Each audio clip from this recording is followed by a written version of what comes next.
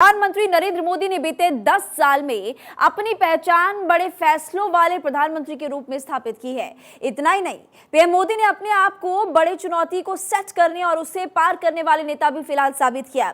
ऐसे में प्रधानमंत्री मोदी ने खुद अपने लिए 400 का टारगेट सेट कर दिया, एक नया नैरेटिव फिलहाल गढ़ा। माना जाता है कि प्रधानमंत्री मोदी के 400 पार के नारे की वजह से देश भर के बीजेपी कार्यकर्ताओं में ऊर्जा का संचार हुआ है। इतना ही नहीं, इस टारगेट की वजह से एनडीए कुनबा मानसिक तौर पर पहले ही चुनाव जीतता हुआ फिलहाल दिखाई दे रहा है।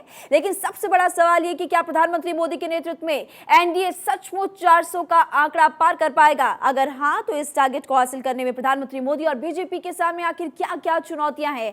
इसका जवाब है दक्षिण के 4 राज्य। क्योंकि दक्षिण के 132 सीटों में बीजेपी के पास सिर्फ और सिर्फ 29 सीटें हैं। लेकिन प्रधानमंत्री मोदी इस आंकड़े को पार करने के लिए पूरे दमखम के साथ सियासी समर में उतर चुके हैं।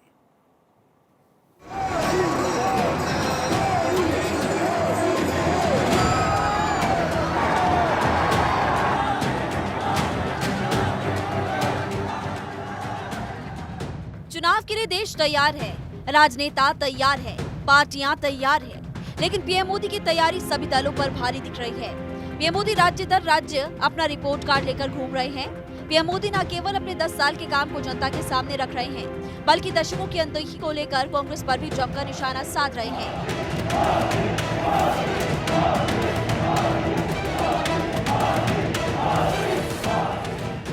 पीएम मोदी का मिशन बड़ा है, इसी वजह से तैयारी भी बड़ी है। पीएम मोदी ने 2024 चुनाव में अपने अब तक का सबसे मुश्किल टारगेट सेट कर लिया। बीजेपी के लिए 370 और एनडीए के लिए 400 सीटों का टारगेट। लेकिन इस मिशन को पूरा करने के लिए पीएम मोदी और बीजेपी के लिए साउथ सबसे बड़ी चुनौती है।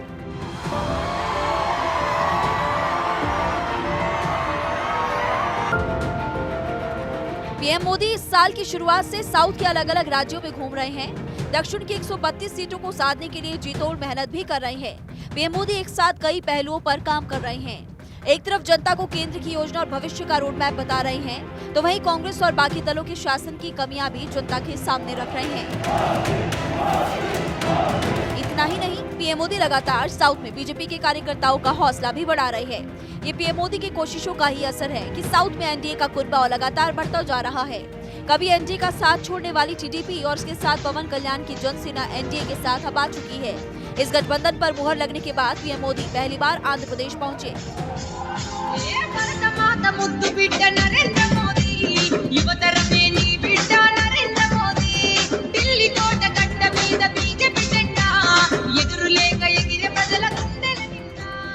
पीएम मोदी 3 दिनों के साउथ दौरे पर है, जहां पीएम मोदी 17 मार्च को आंध्र प्रदेश और केरल के दौरे पर है। इसके बाद 18 मार्च को पीएम कर्नाटक और तमिलनाडु में रहेंगे। अगले दिन यानी कि 19 मार्च को पीएम केरल और कर्नाटक में जनता के बीच जाएंगे। बीजेपी और टीडीपी ने आंध्र प्रदेश में साल 2014 में 7 चुनाव लड़ा था। एनडीए को 17 सीटों पर जीत मिली थी, लेकिन गठबंधन टूटने के बाद साल 2019 में हुए चुनाव में बीजेपी को आंध्र में खाली हाथ रहना पड़ा। और इस बार बीजेपी को टीडीपी के साथ जनसेना का भी साथ मिल रहा है। बीजेपी यहाँ 6 लोकसभा सीट, 10 विधानसभा सीट पर चुनाव लड़ रही है। चंद्रबाबू नायडू की टीडीपी राज्य में 17 लोकसभा सीट और 144 विधानसभा सीट पर चुनाव लड़ रही है। एक्टर पवन कल्याण की जेएसपी यानी कि जनसेना पार्टी 2 लोकसभा सीट और 21 विधानसभा सीटों पर चुनावी रण में इस गठबंधन के साथ उतरी है।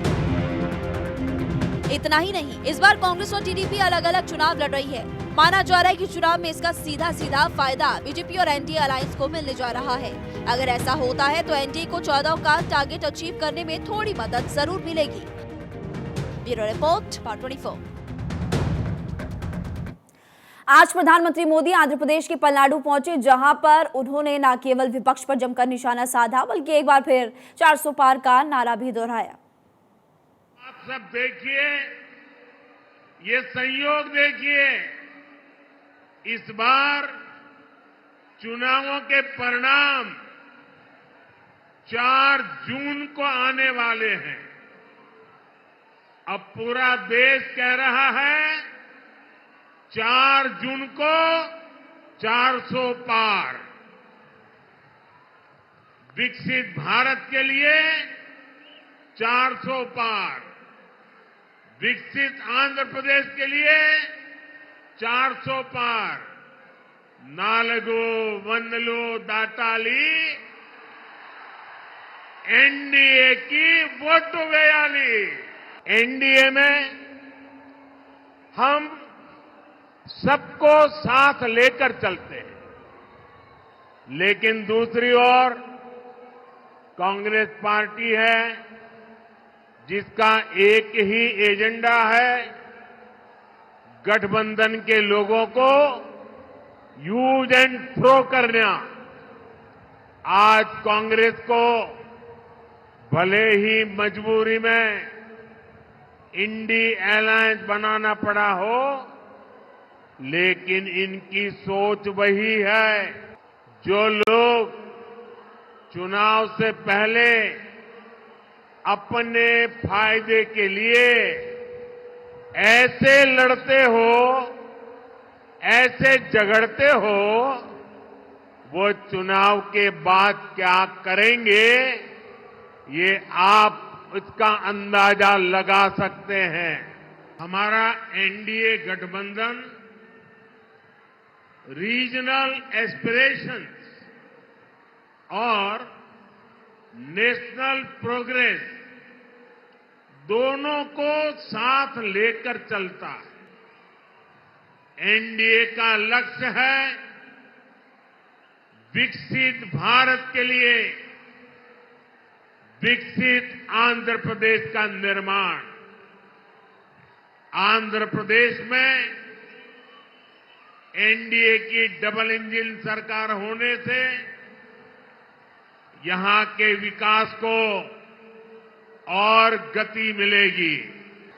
यहां केंद्र सरकार की योजनाएं और बेहतर तरीके से लागू हो, इसके लिए आपको ज्यादा से ज्यादा संख्या में एनडीए के सांसद, एनडीए के विधायक, इनको जिताना है।